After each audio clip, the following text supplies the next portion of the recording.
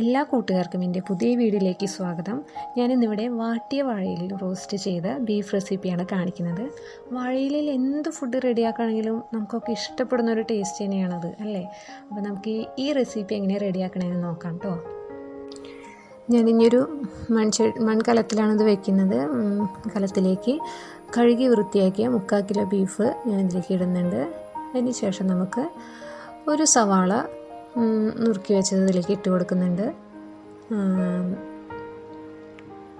2 പച്ചമുളക് ഇതിലേക്ക് ഇട്ട് കൊടുക്കുന്നുണ്ട്. ഇഞ്ചി വെളുത്തുള്ളി ജസ്റ്റ് ഞാൻ ചതച്ചെടുത്തതാണ്. അതൊരു 1/2 ടീസ്പൂൺ 1 ടീസ്പൂണോളം. വെളുത്തുള്ളിയൊക്കെ നമ്മുടെ ഇഷ്ടത്തിന് കൂടുതലെടുത്താലും കുഴപ്പമൊന്നുമില്ല, ടേസ്റ്റ് കൂടുതൽ തന്നെയായിരിക്കും. അപ്പോൾ അത് ആവശ്യത്തിന് എടുക്കുക. കറിവേപ്പില ഞാൻ ഇതിലേക്ക് ഇട്ട് കൊടുക്കുന്നുണ്ട്.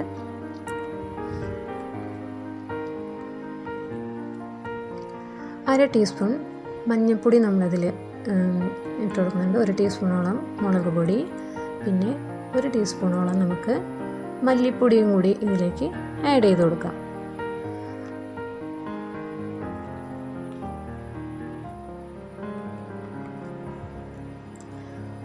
ഗരം മസാല 1/2 ടീസ്പൂണോളം.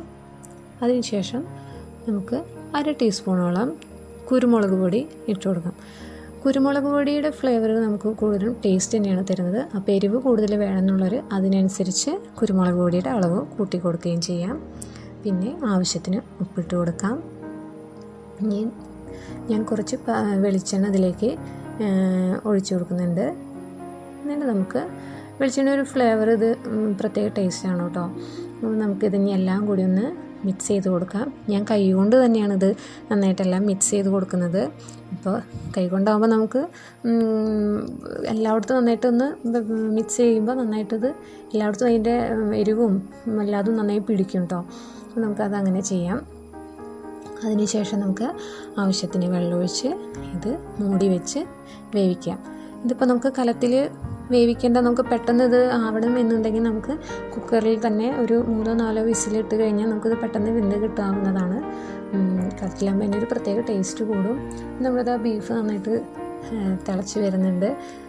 അത് വറ്റിയതാ കറക്റ്റ് നല്ല പരുവായിട്ട് കിട്ടിയിട്ടുണ്ട് കേട്ടോ. വേവൊക്കെ കറക്റ്റായിട്ട് കിട്ടിയിട്ടുണ്ട്. ഇനി നമുക്ക് അപ്പം നമ്മുടെ ബീഫ് ഇവിടെ നന്നായിട്ട് വെന്ത് കിട്ടിയിട്ടുണ്ട്. വെള്ളമൊക്കെ വറ്റി കറക്റ്റ് വേവായിട്ട് ഇവിടെ നമുക്കത് കിട്ടിയിട്ടുണ്ട്. കറക്റ്റായിട്ട് വെന്തിട്ടുണ്ട് നമ്മുടെ ബീഫ്. ഇനി നമുക്ക് അടുത്ത് ചെയ്യേണ്ടത് എന്താണെന്ന് വെച്ചാൽ ഒരു ചീനച്ചട്ടി വെച്ചിട്ട് അതിലേക്ക് നമുക്ക് ആവശ്യത്തിന് വെളിച്ചെണ്ണ ഒഴിച്ച് അതിലേക്ക് 2 സവാളയാണ് ഞാൻ ഇതിലേക്ക് എടുത്തിരിക്കുന്നത്, അത് വഴറ്റിയെടുക്കാനായിട്ട്. അപ്പോൾ 2 സവാള നമുക്കിതിലേക്ക് ഇട്ട് കൊടുക്കാം. നന്നായിട്ടൊന്ന് ജസ്റ്റ് ഒന്ന് ഇളക്കി കൊടുക്കുക. അതിനുശേഷം നമ്മളൊരു മിക്സിയുടെ ജാർ എടുത്തിട്ട് നമുക്കിനി ഇതിലേക്ക് 1 ടീസ്പൂൺ മുളക് പൊടി ഇട്ട് കൊടുക്കാം. അതിനുശേഷം 1 ടീസ്പൂൺ മല്ലിപ്പൊടി ഇട്ട് കൊടുക്കാം. 1/2 ടീസ്പൂൺ ഗരം മസാല, പിന്നെ നമ്മളതിലേക്ക് ഇടുന്നത് 1/2 ടീസ്പൂണോളം തന്നെ കുരുമുളക് പൊടിയാണ് നമ്മളതിലേക്ക് ഇട്ട് കൊടുക്കുന്നത്. ഇനി നമ്മൾ അതിലേക്ക് അടുത്തതായിട്ട് ആഡ് ചെയ്യുന്നത് ഇഞ്ചി വെളുത്തുള്ളിയും കൂടി ഞാൻ ചതച്ച് വെച്ചതാണ്. അത് 1 ടീസ്പൂണോളം ഉണ്ട്, അതിലേക്ക് ഇട്ട് കൊടുക്കുന്നുണ്ട്. ഇനി നമുക്കിനി ഇതെല്ലാം കൂടി നന്നായിട്ട് അരച്ച് കൊടുക്കണം. അതിന് മുമ്പായിട്ട് കറുവപ്പട്ടയുടെ ലീഫാണത്, ഞാൻ ഉണക്കിയെടുത്താണത്. അതിൻ്റെ 2-3 കഷ്ണങ്ങൾ ഞാൻ ഇതിലേക്ക് ആഡ് ചെയ്ത് കൊടുക്കുന്നുണ്ട്. ഇതൊരു പ്രത്യേക ഫ്ലേവർ തന്നെയാണ് കേട്ടോ കറുവപ്പട്ടയുടെ ലീഫ്. അപ്പോൾ അതായത് നമ്മൾ ഇതേപോലെ ഈ പേസ്റ്റ് രൂപത്തിലായിട്ടാണ് നമ്മളത് അരച്ചെടുത്തിരിക്കുന്നത്.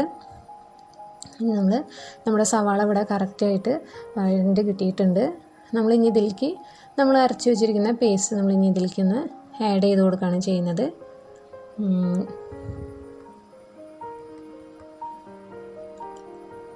ഇനി നമുക്ക് നന്നായിട്ടൊന്ന് ഇളക്കി മിക്സ് ചെയ്തെടുക്കാം. നമുക്ക് ഇതെല്ലാം കൂടിയിട്ട് സവാളയും ഈ പേസ്റ്റ് നമ്മൾ അരച്ച് വെച്ച പേസ്റ്റും എല്ലാം കൂടിയിട്ട് മിക്സ് ചെയ്തെടുക്കാം.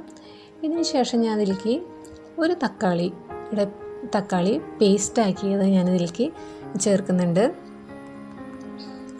ഇതും നമുക്കിതുപോലെ തന്നെ നന്നായിട്ട് ഇളക്കി കൊടുത്ത് മസാലകളും അല്ലാതെ അതിൻ്റെ ഒരു പച്ച മണം ഉണ്ടായിരിക്കും, അതെല്ലാം പോകുന്ന വരെയാണ് നമുക്ക് കറക്റ്റായിട്ട് വേവിച്ചെടുക്കണം. ഇതാ കണ്ടത്, ഇതിലെല്ലാം എണ്ണ തെളിഞ്ഞ് വന്നിട്ടുണ്ട്. ഈ പരുവമാകുമ്പോൾ നമുക്ക് ഇത് കറക്റ്റ് പാകമായിട്ടുണ്ട്. ഈ പരുവത്തിലേക്ക് നമുക്ക് നമ്മുടെ വേവിച്ച് വെച്ച ബീഫ് ഇട്ട് കൊടുക്കാം.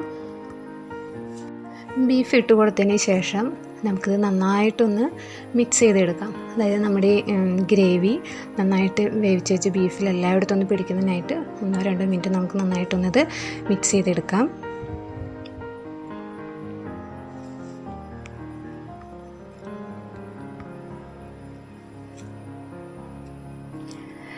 അതിനുശേഷം നമ്മൾ ഒരു വാഴയില എടുത്ത് വാഴയില നന്നായിട്ടൊന്ന് വാട്ടി കൊടുക്കുകയാണ് ചെയ്യുന്നത്. നന്നായിട്ടൊന്ന് വാട്ടി കൊടുത്തതിന് ശേഷം നമ്മൾ റെഡിയാക്കി വെച്ചിരിക്കുന്ന ബീഫ് ഇതിലേക്ക് വാഴയിലേക്ക് നമ്മളത് ഇട്ട് കൊടുക്കുന്നു. അതിന് ശേഷം നമ്മൾ ഇതിലേക്ക് കുറച്ച് സവാള അരിഞ്ഞതും അതിനൊപ്പം തന്നെ മല്ലിയിലയും കൂടിയിട്ട് ഞാൻ ഇതിൻ്റെ മുകളിലൊന്ന് ജസ്റ്റ് വെതറി കൊടുക്കുന്നുണ്ട്. അതിനുശേഷം ഞാൻ കറുവപ്പട്ടയുടെ ലീഫാണ് ഇതിലേക്ക് എടുക്കുന്നത്.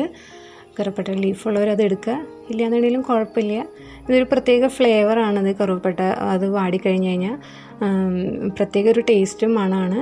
ഇതുപോലെ ഇനി ഞാനത് 4 സൈഡിൽ നിന്ന് അത് കവർ ചെയ്തെടുക്കുകയാണ്. അപ്പോൾ വാഴയില വാടിയൊരു ഫ്ലേവറും ആ കറുവപ്പട്ട വാടിയൊരു ഫ്ലേവറും കൂടി ബീഫിൽ കയറുമ്പോൾ പ്രത്യേക ഒരു മണവും പ്രത്യേകിച്ചൊരു വെറൈറ്റി ആയിട്ടുള്ളൊരു ടേസ്റ്റാണ്. ഇനി നമുക്കത് വാഴയിലയുടെ വള്ളി കൊണ്ട് തന്നെ നമുക്കത് ജസ്റ്റ് ഇതുപോലെ ഒന്ന് കെട്ടിക്കൊടുക്കാം.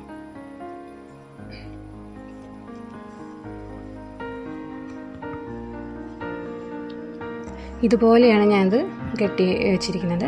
അതിനുശേഷം ഞാൻ ഇരുമ്പിൻ്റെ ചട്ടിയാണ് എടുത്തിരിക്കുന്നത്. അതിലേക്ക് കുറച്ച് വെളിച്ചെണ്ണ ഒഴിച്ച് നമ്മൾ റെഡിയാക്കി വെച്ചിരിക്കുന്ന കെട്ടി വെച്ചിരിക്കുന്ന നമ്മുടെ വാഴയില പൊതി ഇതിലേക്ക് വെച്ച് കൊടുക്കുകയാണ് ചെയ്യുന്നത്. 1 മിനിറ്റ് ഒന്ന് നമുക്ക് ജസ്റ്റ് ഒന്നത് ഒരു പാത്രം കൊണ്ട് മൂടി വയ്ക്കാം. ആ മൂടി വയ്ക്കുന്ന കൂട്ട് നന്നായിട്ട് അതൊന്ന് വാടി കിട്ടും. അതിന് ശേഷം ഒന്ന് മറച്ചിട്ടതിന് ശേഷവും ഒന്ന് മൂടി വയ്ക്കാം. അപ്പോൾ ഏകദേശം നമ്മുടെ റെഡി ആയിട്ടുണ്ടത്. അപ്പം നമ്മുടെ വാഴയില ബീഫ് റോസ്റ്റ് ഇവിടെ റെഡി ആയിട്ടുണ്ട്. നമുക്കിനി ഇത് അഴിച്ച് നോക്കാം.